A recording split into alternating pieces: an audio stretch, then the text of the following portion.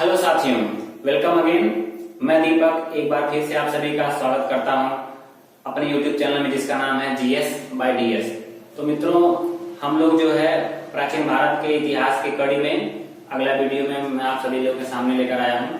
हमने पिछले वीडियो में मगध का उत्कर्ष पढ़ाया था और मगध के उत्कर्ष में 3 प्रमुख वंशों के बारे में पढ़ा दिया, जैसे हर्यक वंश, शिशुनाग वंश और नंद वंश। तो नंद वंश के समकालीन एक जो है विदेशी आक्रमणकारी जो है जिसका नाम था सिकंदर, वो भारत में आता है। तो अब जो है इस मगध के जो राजा हैं उनकी कड़ी में थोड़ा सा विराम दे करके अब हम सिकंदर के बारे में पढ़ते हैं, क्योंकि ये भी जो है विश्व के इतिहास में एक बहुत ही महत्वपूर्ण टॉपिक है।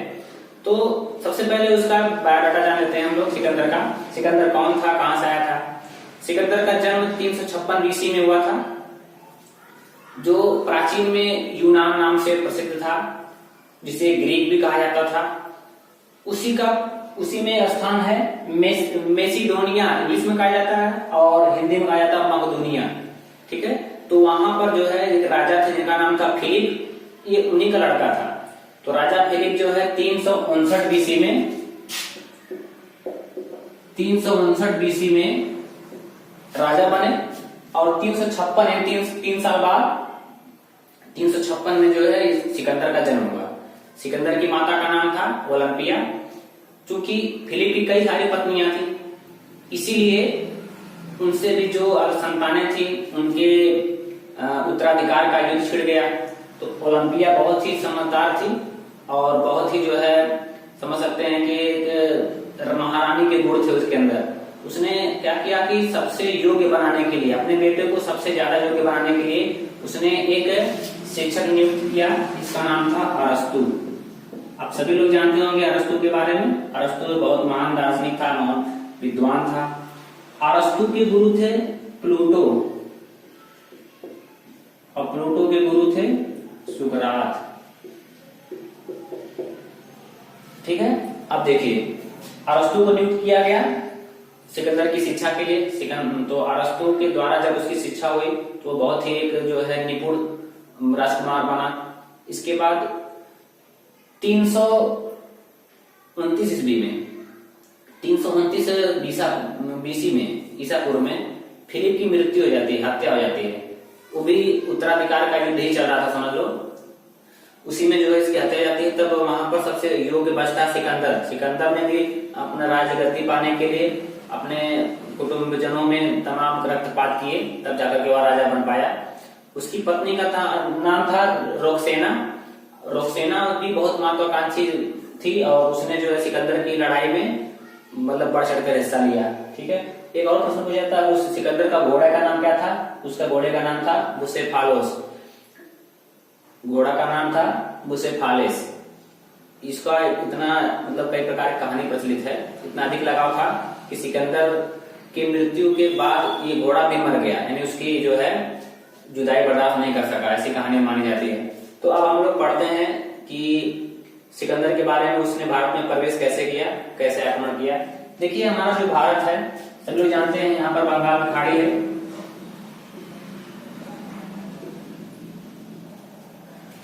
यहाँ पर है अरब सागर,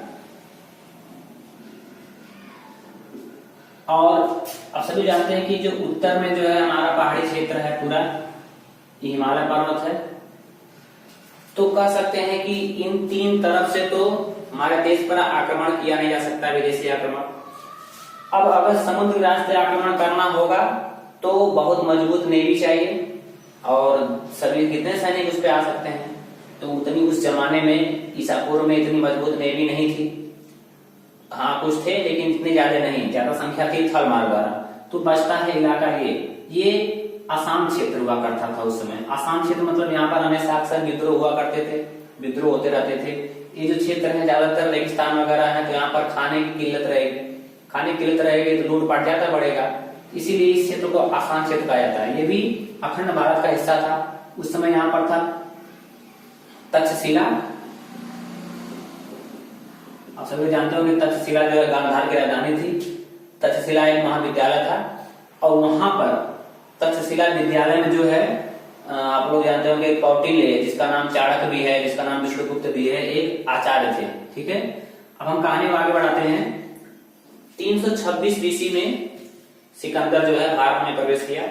326 बीसी में जो है उसका एक भारत के पंजाब क्षेत्र में राजा थे पोरस। पोरस और सिकंदर का युद्ध हुआ 326 बीसी में। ये युद्ध का, इस जो युद्ध का नाम रखा गया क्या, झेलम, झेलम का युद्ध। इसको वितस्ता भी बोला जाता था, वितस्ता, और यूनानी भाषा में इसको हाइडेस्पीज,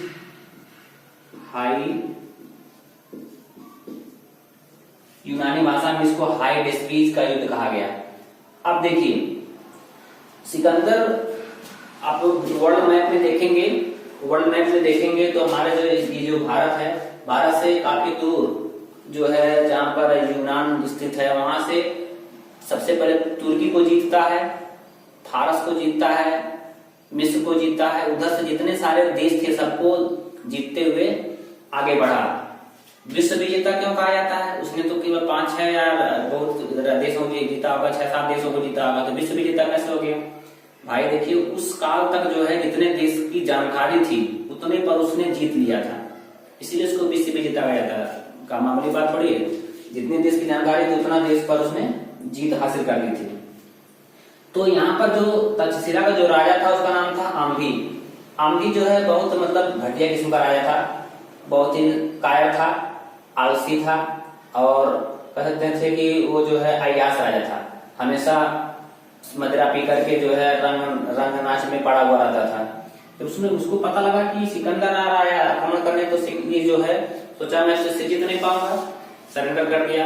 भैया मैं सरेंडर करता हूँ, मैं तुम्हारी मदद करूंगा, मेरे राज्य को कोई नुकसान नहीं पहुंचाना पड़े। लेकिन यहाँ जो पोरस था पंजाब का शासक, वो बहुत ही मतलब बहादुर था। भले उसकी सेना कम थी लेकिन बहादुरता में वो जो है सिकंदर भी उसके बराबर नहीं था। तो भयंकर लड़ाई हुई, लड़ाई जीत गया सिकंदर, क्योंकि आंधी इससे जाके मिल गया। तो इस एरिया के गुप्त ठिकानों, उस एरिया के जो है बनावट, कहाँ से आक्रमण किया जा सकता है अच्छी तरह से, कैसे उसके बारे में उसको जानकारी मिल गई जो है सिकंदर को, और इसके सैनिक भी साथ दे दिए आम्भी के। तो इस प्रकार से पोरस हार जाता है।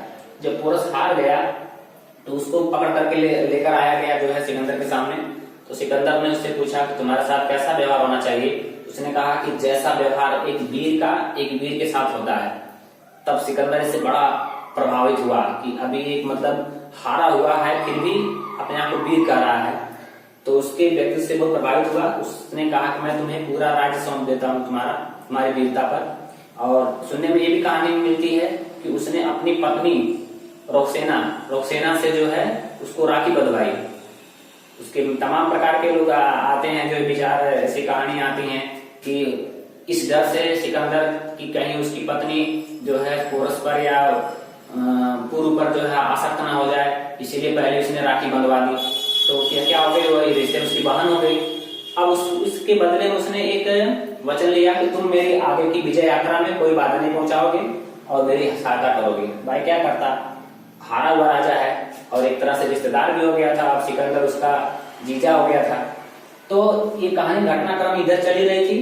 तो इधर जो चाणक्य है उसने सोचा कि अब इसका अगला कदम जो है भारत की मुख्य भूमि पर पड़ेगा। ये सब भारत के क्षेत्र थे लेकिन मुख्य भूमि शुरू होती थी ब्यास नदी के इधर। तो उसने जो है आकर के, उस समय शक्तिशाली राज्य था मगध के राजा जो उसमें थे घनानंद को गया और इस खतरे के बारे में बताया। तो घनानंद जो है अपने समय का समझ सबसे क्रूर शासक था और जनता पर उसका जो विश्वास बिल्कुल नहीं था। वो अपने मतलब आलस में पड़ा रहता था, भोग विलास में पड़ा रहता था। जब वो गया तो उस समय भी वो मदिरा पी करके दरबार में नृत्य गान कर रहा था। तो ये चंद्रगुप्त पहुंचते हैं तो उसको इस खतरे के बारे में बताते हैं। तो वो कहता है कि तुम ये क्या बात कर रहे हो, कोई बाहरी जो है विदेशी आक्रमणकारी अब तक नहीं आया, अब आकर के क्या कर लेगा, मेरे पास सैनिक बहुत हैं, मैं इससे जो है डरता नहीं हूँ, चले जाओ यहाँ से। मतलब बहुत कुछ बेइज्जत करके अपमानित करके चाणक्य को वहां से भगा दिया। अब वहां से भगाने के पश्चात इस तरह से किए कि उसके बाल पकड़ करके, चाणक्य का बाल पकड़ करके बाहर दरबार से बाहर निकलवा दिया। तो उसकी शिखा खुल गई। उसने प्रतिज्ञा ली कि जब तक मैं जो है इस नंद वंश का पूरा समूल नाश नहीं कर दूंगा, अपनी शिखा नहीं बांधूंगा। तब ये आता है अपने यहाँ पर, इसके शिष्य का नाम था चंद्रगुप्त मौर्य। चंद्रगुप्त मौर्य में भी कई कहानियां प्रचलित है कि चंद्रगुप्त मौर्य के हुआ जो है किसी जंगल में एक राजा का खेल खेलते हुए पाए थे, वहां से उठाकर लेके आए थे। तो ये चंद्रगुप्त मौर्य को उसने बताया कि यहाँ पर एक विदेशी आक्रमणकारी आ गया है और उसने पोरस को भी हरा दिया। आम भी पहले से मिल चुका है, हमें इसको रोकना पड़ेगा, नहीं तो ये हमारे जो जिस अखंड भारत का हम लोग स्वप्न देख रहे हैं उसको ताड़ ताड़ कर देगा। उसने ये बात नहीं बताई अपने शिष्य को कि घनानंद ने मुझे अपमानित कर दिया था, क्योंकि भाई उस समय उसको उसी समय जो है माइंड उसका डाइवर्ट हो जाता कि पहले घनानंद को मारूं, लेकिन ऐसा नहीं हुआ। अब जो है क्या हुआ, इसने कहा कि चंद्रगुप्त ने कहा कि ये राजा इतना शक्तिशाली है जो पूरी दुनिया में जीतते आ रहा है, हम लोग क्या कर सकते हैं छोटे छोटे सैनिक इकट्ठा करके। तब जहां पर जो है बल नहीं काम करता है वहां पर छल काम करता है। तो चाणक्य जो है इस बारे में जो पारंगत थे, उन्होंने कहा क्या काम किया कि चंद्रगुप्त मौर्य को सिकंदर की सेना में शामिल करवा दिया, उनका कपड़ा पड़ा पहना के सेना में शामिल करवा दिया और कहा दिया कि तुम्हारा सिर्फ एक ही टारगेट है, तुम जाकर सेना में ये भ्रम फैला दो कि जो भी इस भारत की पवित्र भूमि पर कदम रखेगा आक्रमण की दृष्टि से वो मर जाएगा, वो जीवित नहीं बचेगा। अब इसके लिए क्या क्या उपाय किया उसने, चाणक्य जो अनेक प्रकार के जहर का बहुत विशेषज्ञ था, विष का। ऐसे ऐसे विष हुआ करते थे कि खाने के 3 दिन बाद आदमी मरे, 5 दिन बाद आदमी मरे, 7 दिन बाद आदमी मर जाए, तुरंत नहीं मरता था। इस प्रकार के जहर की खोज उसने कर ली थी। भाई आचार्य था, ज्ञानी भी था। तो चंद्रगुप्त मौर्य जो है सबको यह बात बताया कि मैंने सुना है कि जो भी इस व्यास नदी को पार करके युद्ध की दृष्टि से वहां पर कदम रखा है वो जीवित नहीं बचा है। अगर मेरा यकीन नहीं है तो चलिए मैं आपको बताता हूँ। अब वह जो है उन्हीं लोगों पर लिवा कर गया जिनको वह जहर पहले दे चुका था। लिवा कर गया, नदी में स्नान करवाया, फिर आया। अब इसके बाद 2 दिन बाद वो मर गए जो लोग नदी में स्नान किए थे। अब इससे जो है भ्रम फैलने लगा उधर जनता में। तो जो उसकी सेना थी सिकंदर की, उसने कह दिया कि हम जो है व्यास नदी को उस पार जाएंगे नहीं। क्यों? क्योंकि उनके अंदर डर बैठ गया था। दूसरी बात ये थी कि उनके सैनिक जो है लंबी अवधि से युद्ध करते करते थक चुके थे, ऊब चुके थे। उनका कहना था कि अब हमें आगे कोई जो है युद्ध नहीं करना है। तो आता है समय 325 बीसी। 325 बीसी को जब सिकंदर ने ऐलान कर दिया कि अब हम लोग जो है वापस जाएंगे, ठीक है, तो एक प्रश्न उठता है कि जो इसके सेनापति थे, सिकंदर के सेनापति 2 थे। एक था सेल्यूकस निकेटर,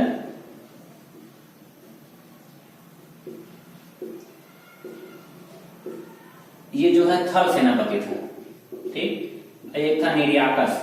ये प्रश्न कई बार पूछा गया है। निर्याकस जो ये जल सेनापति था। तो निर्याकस क्या हुआ, उसको जो है जल मार्ग द्वारा अपने चला गया, लेकिन सेल्यूकस निकेटर नहीं गया।